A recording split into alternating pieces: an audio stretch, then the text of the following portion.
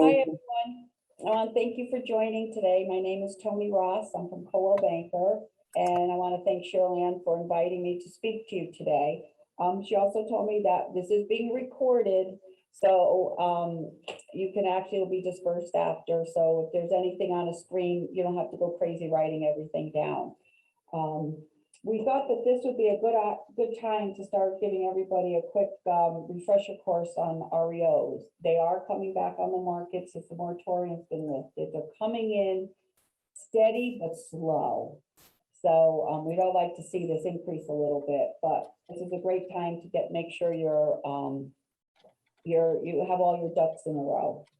I'm just going to give you a quick overview. We'll talk briefly on what a HUD home is, the HUD home store site, registering. I don't know if everybody's registered, but I'll take you on the site and we'll go through putting in an offer.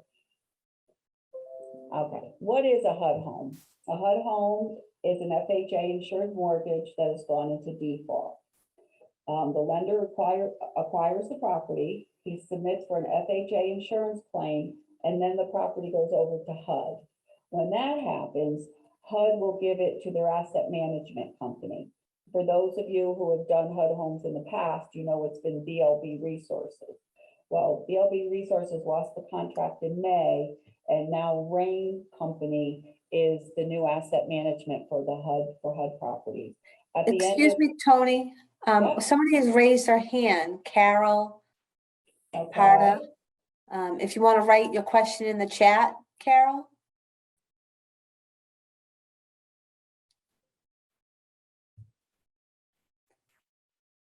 She lowered her hand. Oh. So I don't know. All right. Maybe she's. Anybody can ask questions. Yes, raise your hand as you go along. Cheryl Ann's is good at monitoring that for me.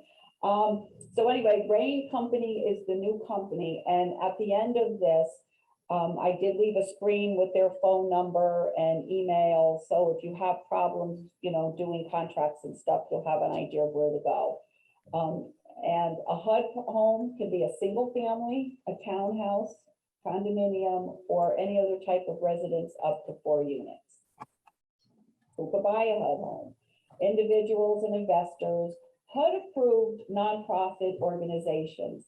Now I've seen a lot of problems with agents calling me, let's say it's still in the owner-occupant nonprofit time and it's the deadline, and they're trying to put an offer in for their nonprofit buyer.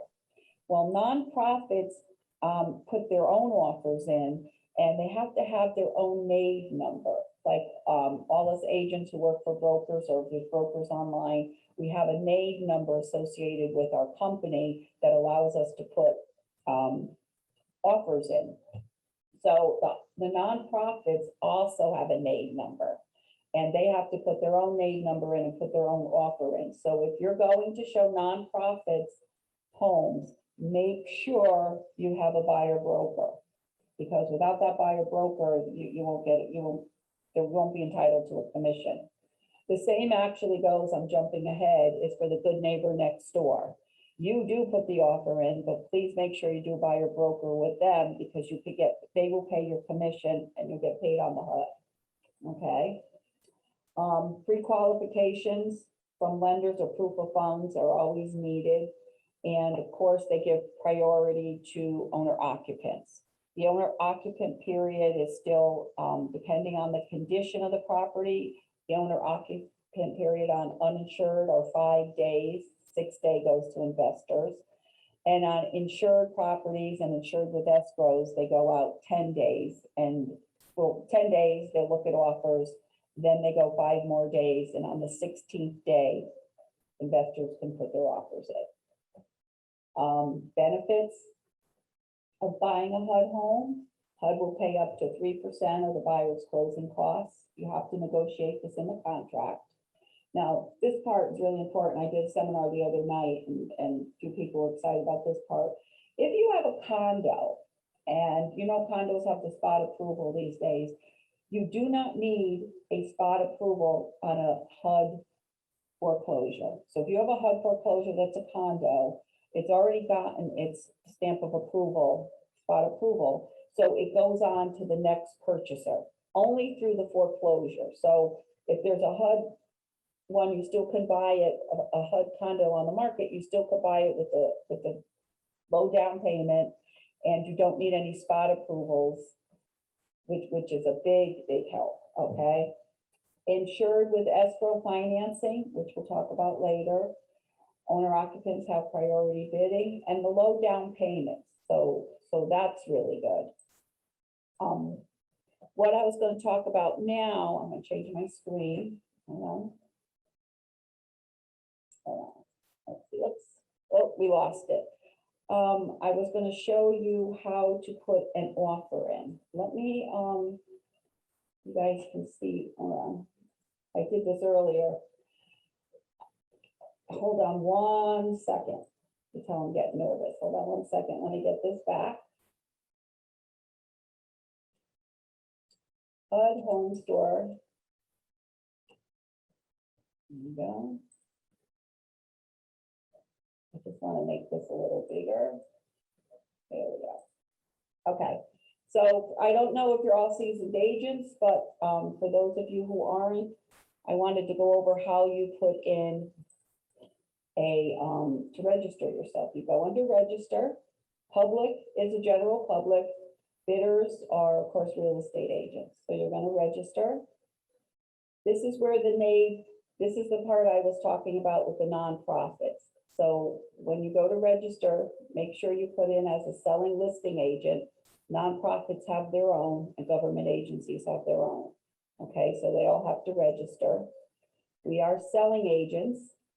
And under here, you put your principal name number, your company's name number.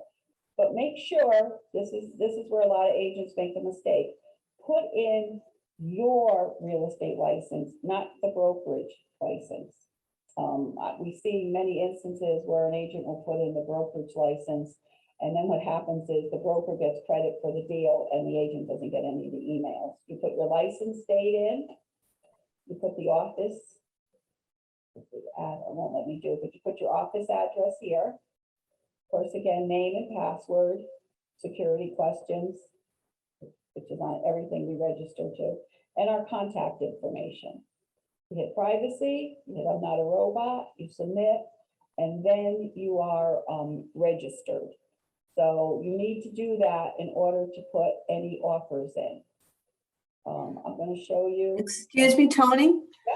There are a couple questions in the Q&A down the bottom, and somebody said that your audio sounds kind of boxed. I don't know if you could maybe get closer to the speaker or the microphone. Okay. How about now? I think that sounded a little better. Can you hear me better now? Yes, it sounds better. If I'm too loud, let me know. All right. Can a buyer get an FHA? Yes. On a condo that is a HUD, yes. As long as the it's a HUD foreclosure and a HUD condo, that you can get FHA financing on it, which is really nice. Because if you don't have to go through any spot approval and put down the 20% down. Does the 3% selling concession vary based on whether the buyer is getting FHA? No, you can always ask for up to 3% closing costs. So that doesn't vary. What does vary is on an FHA mortgage or a FHA 203K mortgage, the purchaser can purchase with 3% down. I mean, not 3%, $100 closing down payment assistance. So what happens is you put your offer in, you ask for your 3% closing costs, okay? But you also, when it gets time, you're only putting down $100 down payment, okay? Your earnest money is $1,000. That will go to the listing agent to send to the attorney. But at the time of closing, the $100 goes towards your down payment. The other $900 goes towards your closing costs. So you get 3% closing costs plus the $900 that you put down for your earnest money goes towards your closing costs. And that, however, is only on the FHA and 203K. Okay. I think I got all the questions, right? Okay. So we're registered, and let's put an offer in on a property. you go to the home page, and I have Connecticut in here. I hit search, and I got everything on Connecticut. You can see we're up to 2 pages now. For a long time, we've been half a page, and it used to be up to 12 pages. So inventory is starting to creep up, and these are all new properties right here. Let's say we'll take this 196 White Street, West Haven, that's actually mine. And we want to submit a bid. So before we submit a bid, it's very important for you to go into the addendums, okay? In the addendums, it'll give you the listing disclosure, property listing disclosure. This will tell you here that the property is uninsurable. We'll go over the different types later on, but uninsurable means that it cannot go straight FHA and most likely will not go cash. I mean, will not go conventional. We'll go cash or it will go 203 FHA financing, okay? And under here is the property condition report. This is another part that they said your pressure test passed, because that's where you could see if the mechanicals, once they winterized it, is working efficiently. These are 99.9% accurate. Sometimes once you get the property de-winterized or you're starting, they will find leaks. What you need to remember with HUD properties is the property will be shut down at that time.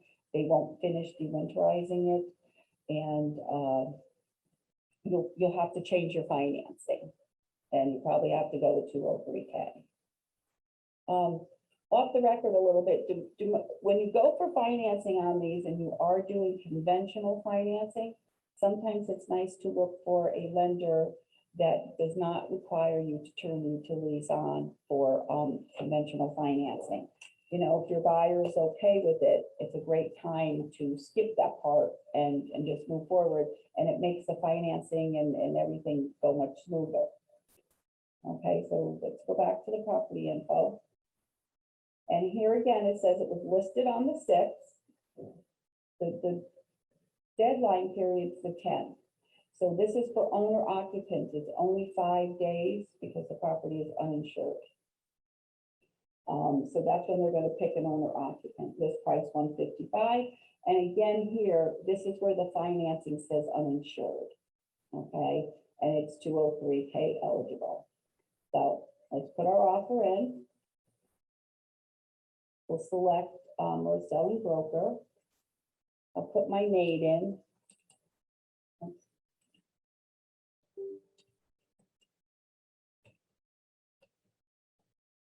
Okay, put my broker's license, my real estate license.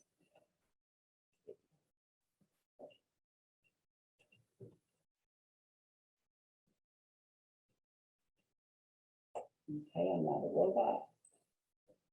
And it verifies the name. Let me take this out.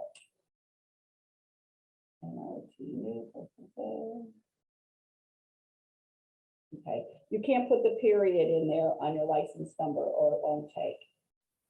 Okay, here is the offer sheet. What's nice about this is when you put your offer in, you do not need to have a written contract. Depending on your relationship with the buyer, you may want to write a contract anyway, but you do not need to upload any buyers into the offer submission area. Like Fannie Mae used to have to upload the PDFs. This you do not. Okay. So here you go. You put the purchase price in. Let's go 150. Now here again, this property is uninsured, which means it won't qualify for straight FHA financing. So what this did is these are blocked off right here. So it will not allow me to put in for straight FHA-B or FHA, the FHA 203B with repair escrow. It only will allow you to do straight FHA, conventional, or paying cash. And we'll put that in there. Your commission comes all the way down there. We're not asking, let's ask for $3,000 worth of closing costs. It changes the net. Now, HUD looks at the net. They don't go by if it's cash, if it's financing, their offers, they pick the highest offer based on its net. So keep that in mind. It doesn't, nothing else matters except this bottom line.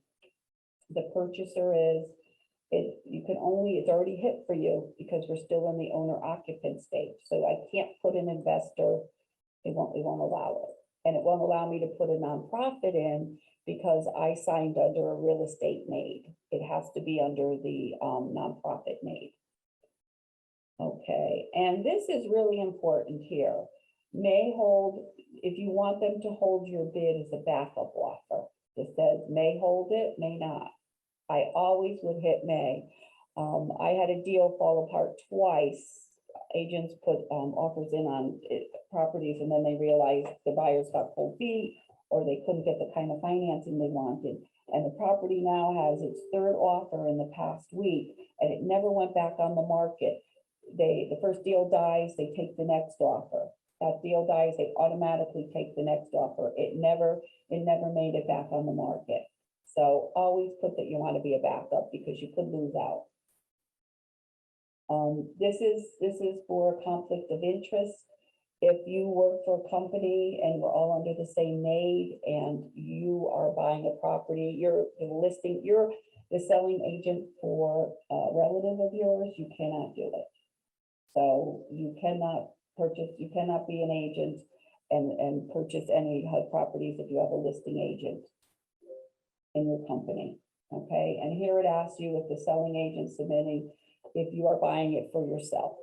In the past, they wouldn't allow you to get a commission, but I've seen that change and I've seen some agents actually get commissions. Okay, here you put the purchasers.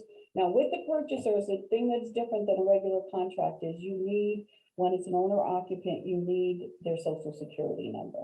Okay, so you need it, and it allows you to put up to 3 purchasers. Each one has to have their social security number, or if it was an investor tax ID, and you need to have their email address. All purchasers need to have an email address.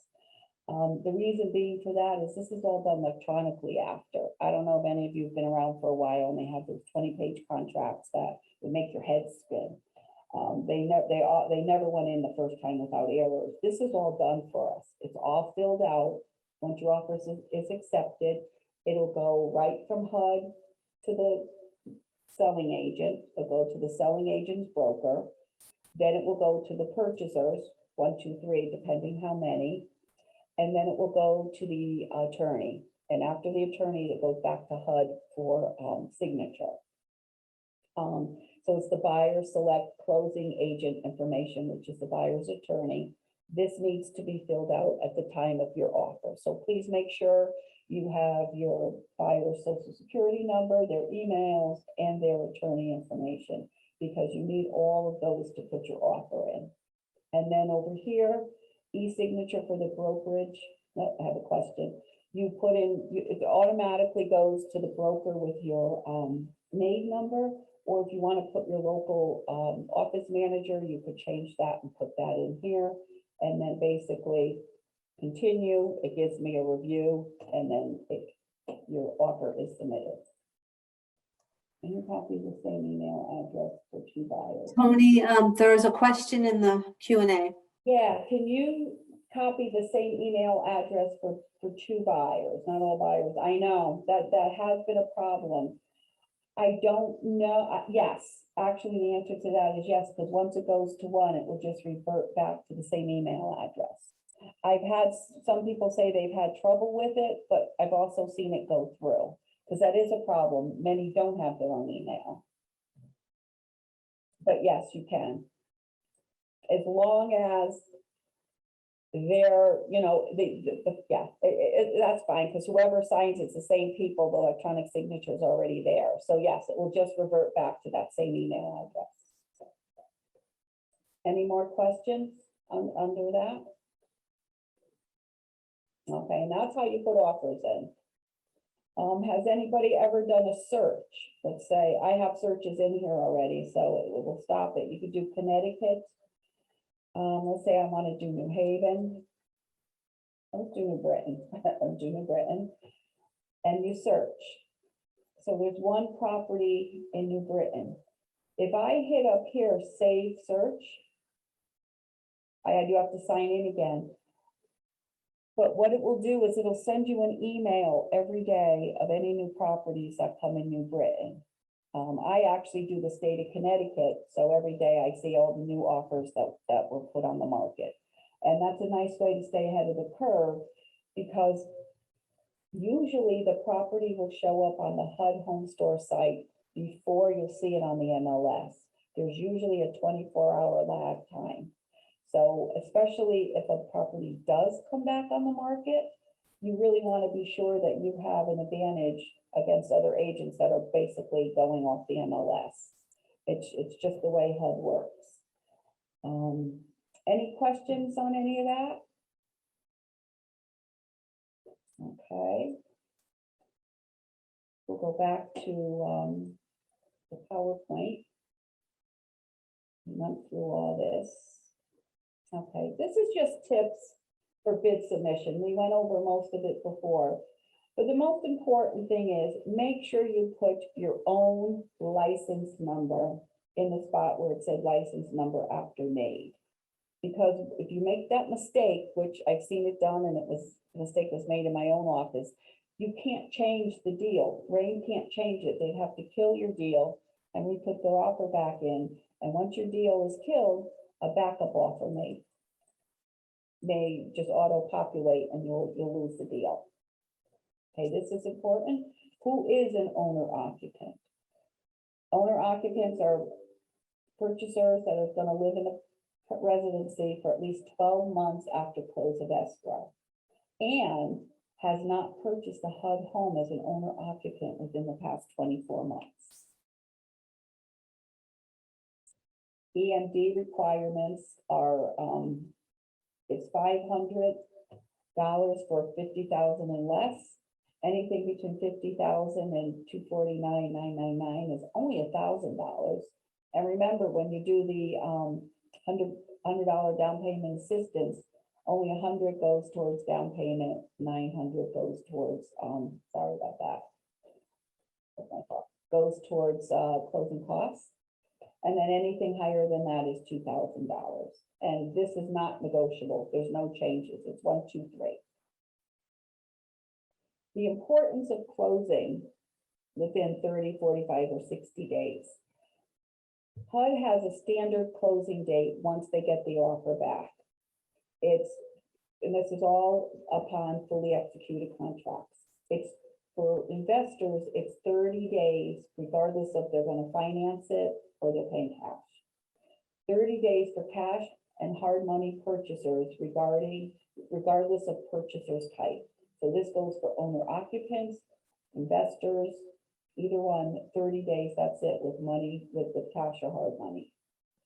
45 days for owner occupants using 203B, straight FHA, 203B with repair escrow or conventional financing. 60 days for owner occupants using 203K. And after that, they have their extension policy is in 15-day increments only. If the sale fails to close for any reason, the extension fee is forfeited, even if a portion of all of the earnest money is refunded. So sometimes when you ask for your extension and the deal dies, you don't get all your extension money back. And it has to be in 15-day increments. And here again, it goes by the price. And most of them are 50,000 and up, and it's $25 a day for 15 days. So you have to actually fill out a cashier's check, send it in with the extension to Rain now, not BLB, it'll be Rain, and it's in $375 increments.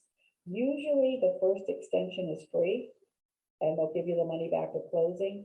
After that, they're not free, they'll actually keep your funds. And that's why it's so important to make sure your people are really qualified and you have a lender that's worked on HUD properties before, as well as an attorney. Tony, there is one question in the Q&A. Okay, thanks.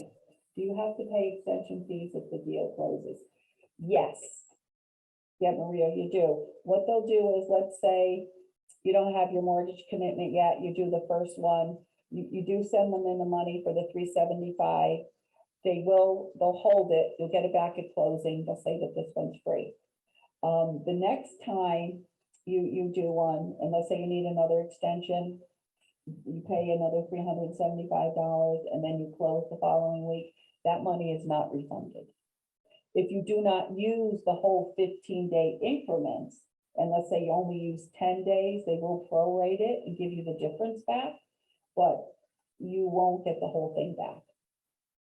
And the only time you do not have to pay is, let's say there's a title problem on, if it's HUD's reason that, let's say there's water liens that need to be paid, or there's a, any kind of title issue, you do not have to pay for the extension. Okay, is everybody familiar with the financing types for HUD? When I was mentioning uninsured and insured. Finance, let's see, do I have a new question or no? Okay. Insured. Insured is when the property is turnkey, it'll qualify for FHA, conventional, 203K, cash, whatever type of financing you want. It's actually with no lender required repairs. Insured with escrow is only on HUD properties. What that allows is you could go with a straight FHA 203B, and as long as the repairs needed in the home are $11,000 or less, they'll allow you to go straight FHA and do an escrow. The lender holds the money. So let's say we have a roof repairs that need to be done, and we have some flaking paint inside, and you get a contractor out. The contractor says it's $5,000. You give those bids to your loan officer. The loan officer will calculate it in, and at closing, you have to come up with 1.5 times that amount, and will be held in escrow by your lender. So if there's $5,000 worth of repairs needed, the buyer has to come up with $7,500, hold it in escrow, at the lender holds it, and as the work is completed, the lender gives them the money to pay the contractor. It's a little easier than doing a full FHA 203K, but the buyer has to have, you have to make sure the buyer has funds to do that. We get a lot of questions on this where they think that the seller gives them the money for escrow, but the buyer has to have the money for his escrow. Okay, let's go. Uninsured. These properties will really only go FHA 203K or cash. And the same thing with UK, it's just another type of uninsurable. And these are when there's over $10,000 worth of work. Like that one on White Street I showed you earlier, the roof has caved in the garage. So by the time they fix the garage, it's over $10,000. So that property is uninsurable.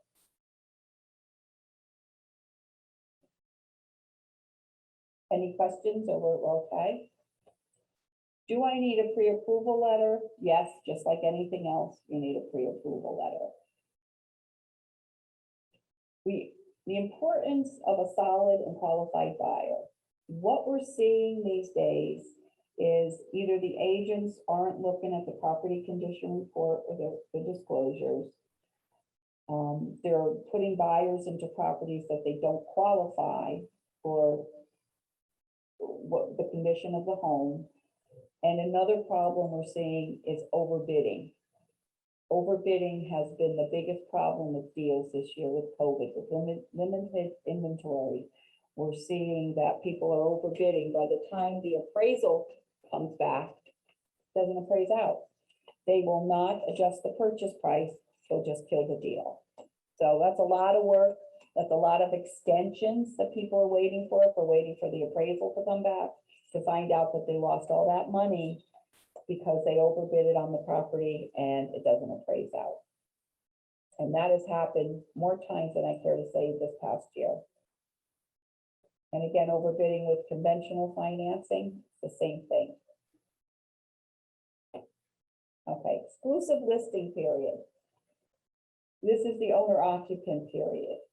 With IN and IE, which is insured or insured with escrow, there is a 15-day exclusive listing period for owner occupant buyers on properties listed for insured or insured with escrow. After the first 10 days of this 15-day period, they will look at offers. After that, it goes 5 more days, and on the 16th day goes to investor. The length of the uninsured are only 5 days.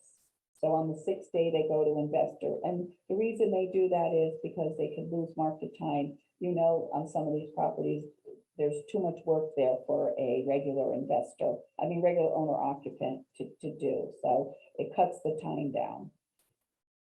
Any questions? Okay. Let's see. We talked about that. Now, good neighbor next door. Certain properties are noted in this system as being lottery areas. Okay, the properties are designated revaluation areas and also assigned to lottery programs. They do not include 2 to 4 family homes. It only is single family homes and condos. Good neighbor next door participates, HUD approved nonprofit organizations and government entities. Now, Tony, you have a question, Q&A. Between 10 and 15, do they look at bids daily? Yes, they do. So between the 10th and 15th day, they'll look daily after that. But up until the 10th day, from 1 to 10, they only look on the 11th day. If they don't accept an offer that morning, they'll look every day to the 15th day. I'm sorry, I missed that. Okay. The lottery. The important thing on the good neighbor next door, we as listing agents do not put them on the MLS because there's no commission given. So those are strictly found on the HUD Home store site. So that's why it's also good to make sure you do a search in case you do end up with a good neighbor next door, because we don't list them at all. Make sure you have a buyer broker with them and make sure they understand that they would be paying your commission on those properties, because HUD does not pay any closing costs or commissions on these.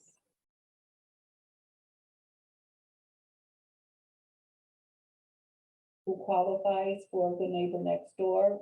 It's police officers, teachers, emergency medical technicians, firefighters. And the property must be located in the area or district where they work. And what they'll do is they'll put the offer in for the full price. And then what happens is 50% of it is forgiven after, I think it's 3 years, something like that. I forgot the amount of years they have to live there, but it will be canceled out. The offers go in as full price and 50% is forgiven. Prior to acceptance, you can cancel, modify, or withdraw your offer by logging in, and the agent just cancels the offer in there. After bid acceptance, you have to request a mutual cancellation from the Rain Company website. You can get the form, and here is their website for the Rain Company. You go in there under forms, which is right here. This is a copy of it. They're a lot easier to deal with than BLB was. They don't have as many stipulations, and they're very helpful. I found them to be very, very helpful. Of course, HUD is an as-is policy. HUD makes no representation or warranty concerning the condition of the property, and they'll make no repairs on the property. So if you do a home inspection and you find the septic is bad, they will not give you a credit. You either have to kill your deal and hope that you can put another offer back in and you'll be accepted, or walk away from the property. Buyer's home inspections. Rain recommends that the purchaser retains the servicer of a home inspection company. The purchaser has 15 days from contract ratification, so once your contract's fully executed, to conduct a home inspection. Utilities will be turned on up to 72 hours for the buyer's inspection at the buyer's expense. The buyer is responsible for determining property's water source, sanitary system, or sewer system provider. This is important because you have 72 hours. So if you're gonna have an appraisal done, if it's a finance deal and you need utilities on for an appraisal, make sure you tell your lender you need to do it at the same time, because they're only gonna turn the water on once. I know in some cases, some lenders will take a letter from the home inspector that the water was on and functioning. So I would really make sure you talk to your lender before you get this far with your inspections and see what their criteria is. Yeah, and you all, oops, I went too far, sorry. You always must ask for permission to turn the water on. So there's a utility activation form that has to be completed prior to inspections and after executed contract. 72-hour window is given to keep utilities on, which we just discussed, for inspections and appraisals. So the form is right on the Rain site, and we would be down here, Connecticut, and you just go in and you fill it out, and they will get back to you as far as in regards to letting you turn it on or not. And there is a fee that goes with that. There's $150 fee for them to come and de-winterize it, and then they'll come back and re-winterize it. It's one fee, one time for $150. And if there's no problem when they re-winterize it, they do give it back. It's hard to get it back, but you have to keep calling them, but you do get your $150 back. Does HUD turn on the utilities or the buyer? The buyer turns them all on. Once he gets the approval to turn them on, you have to call the water company, you have to call the gas company. If it's a forced if it's a hot air system with baseboards, you have to put the oil in the tank. You know, go with the least amount of oil you have to put in there, because some oil companies will only do 150 minimum dry. But that's all up to the buyer. That's why in most cases, it's easier to do conventional if they don't require the utilities on or go 203K. This area too will hold you up for a while. We talked about bid submission, and we talked about e-signatures. So it's nice. Everything's done by electronic signature. It just makes our life as agents a lot easier, and it's very, very efficient.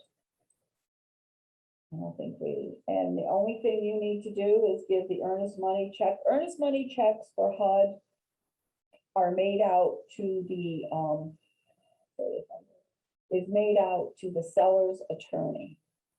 So it's your buyer, and it's made out to their attorney, their closing agent, and then what happens is it's given to the listing agent of the property, and they'll hold it. Once your contract's ratified, they will send it over to the buyer's attorney. Tony, there's another question. Oh, okay. Who pays for the de-wint and the re-wint? They will pay for it. They will get a gentleman out there. That was the $150 fee. They'll get someone out there to de-winterize it, and they will go right back and re-winterize it. So that check has to be into them before they'll go out and do the services. So you have to overnight that.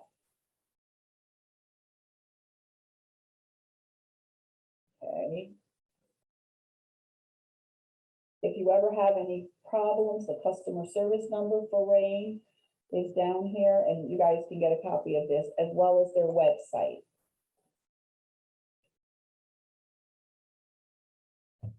Can you advertise HUD Homes? I did a seminar the other night, and actually some of the agents are actually doing this now. Any agent can advertise HUD Homes. It doesn't have to be a listing in their office.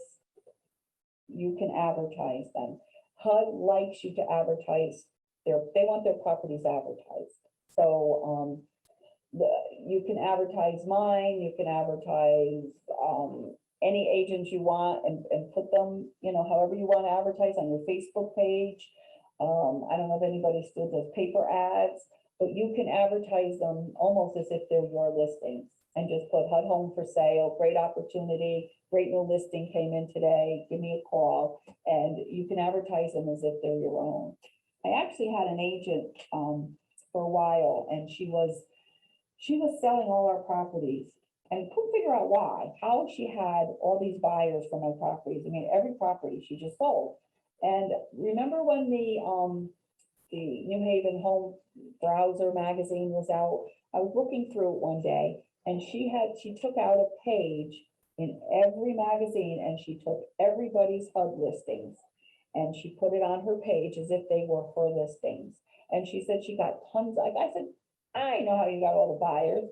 She said she got tons of potential purchasers, owner occupants, investors, and it kept her busy till the home browser went out.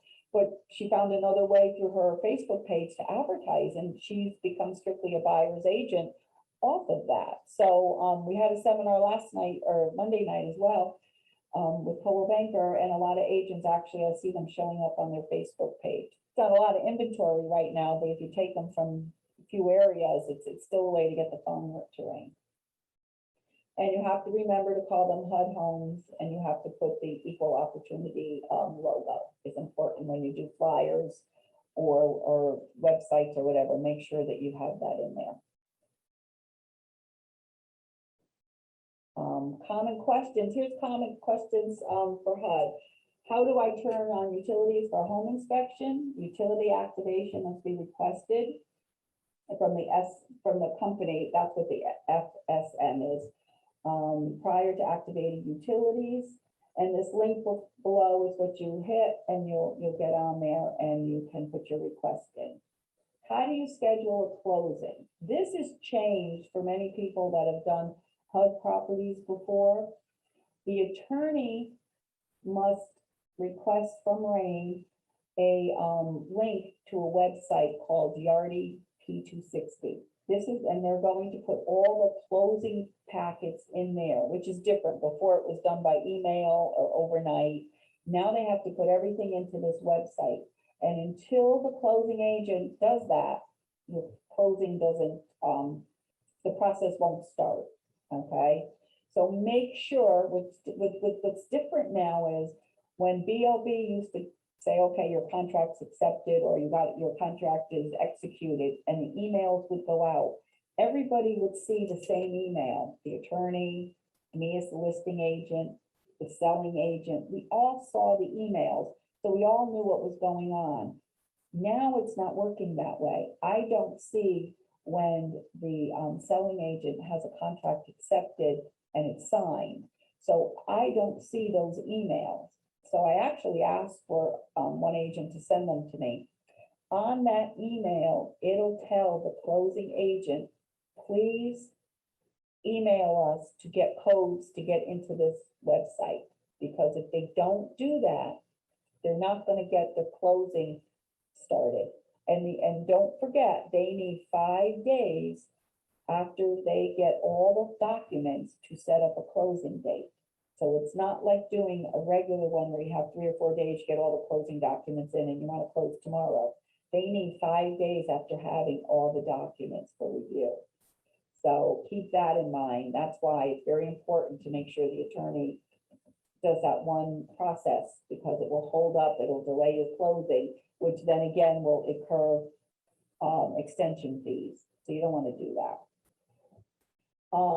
When and where do I send outstanding invoices? That's all up to the closing agent. We don't have to worry about that, but they do have to get those in 10 days to closing. Okay. And here is where the website that the attorneys will go into. This is where they email to get their activation codes. So this is on their email. I don't see this, but I got a copy of it from someone, and this is very important. So when you get a contract accepted, make sure the attorney reads the whole email. I don't know, we all have that habit of not reading. And it talks again about extensions, where to send your extensions, and mailing address for overnighting, and again, their customer service number. Does anybody have any questions? No, we're pretty quiet. Okay. I'm just gonna go to the Home Pass site briefly. Hold on, let's see. Got it up over here. Okay, for those of you that have done Fannie Mae before, this is the new look to the Home Pass site. It's totally different than before. Let's see, you log in, let's see, let me search from home. The other thing that's different on this site is I want to show you is it has everything on the MLS. Where before it used to just have Home Pass properties, you have everything here from the MLS. So if you want to just look for Fannie Mae properties, you go, oops, sorry, go under here. And you under Home Pass listings. But I got orange in here, we gotta take orange out.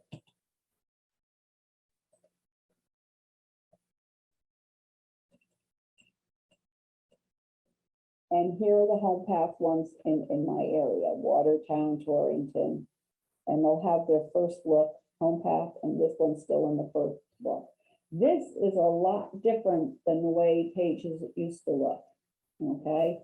Now, you'll notice home buyers, when you go, I'm already logged in, so I can't show you, but you can, oh, I think I can't sign up. Tony, there are a couple of questions in the chat as well. Oh, yeah, I do, okay. Hi, are you saying we're going to these? Yes, yes, so you'll get these slides as well, because it's part of the recording, right? Is that right, Cheryl Ann? Does that come through too? We can do that. I can send the slides out to yeah, everybody who attended. No Okay, problem. if not, you could email me too, and if there's certain slides you want, I can also email them to you. Thank you, Tony. If that makes it easier, my email's Tony, TONI, .Ross, ROSS, @CB, Coldwell Banker, moves, MOVES.com.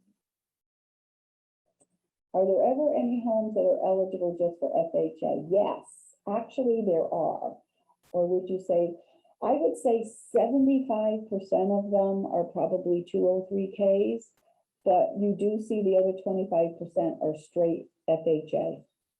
So they do have some, because don't forget, a lot of these houses, people took out renovation loans to upgrade the house and then couldn't afford the new payment. So, I mean, I've seen, you get them all over the spectrum as far as a price range. I've had $500,000 ones, you know, and then you get your $50,000 ones, and then in between. But don't forget, this also includes people that took out 203K loans for renovations. So you do get quite an array. So a variation, but most of them, I would say, does deserve work. Okay, did I miss any other questions? Did I get them all, Shirley? It looks like someone else just put in one more question in the chat. Okay. Okay. For those that qualify for just FHA, would they be underinsured? They'd be underinsured, yes, but you'd also find them underinsured with escrow. But those, the buyer would have to have, you know, some money to do the repairs himself, but they could still go straight FHA. And then in a lot of cases, what they're doing is, if you go $100 down payment, you ask for 3% closing costs, the rest of the money that you would put down with a straight FHA loan with any other property up to 3.5%, you could take that money and put it towards your repairs.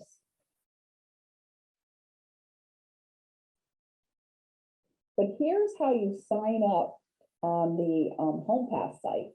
And your buyers are now going to have to sign up prior to you putting an offer in. And what I would also do is, because they've changed this site, I would also go back in and check your login credentials and make sure that you're still in there, because I had to re-register myself. My registration, I think maybe because my license lapsed, was gone, so I had to re-register. So, and of course, Fannie Mae properties now are mostly all renovated, so they're easy to go straight FHA. But this one's under contract. I think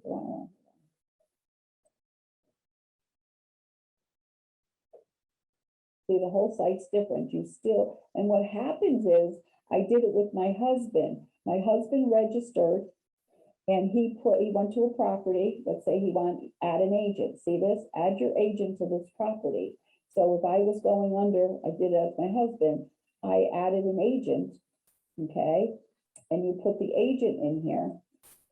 And what happens is it sends your agent an email and said, so-and-so has requested you to work with them. Do you want to work with them?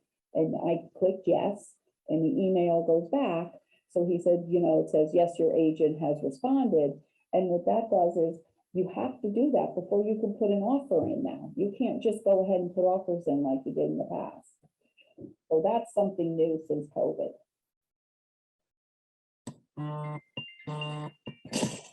Does anybody have any questions on that?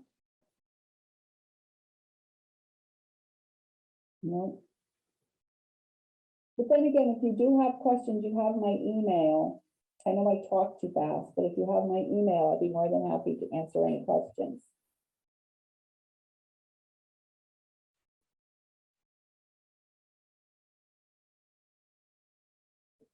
Cheryl, I think we're good then, huh?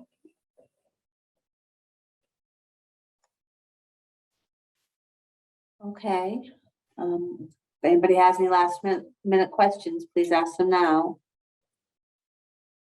But I would definitely get yourself acclimated with the HUD site, and definitely more than anything, even though I didn't go over it a lot, is go on the homepath.com site.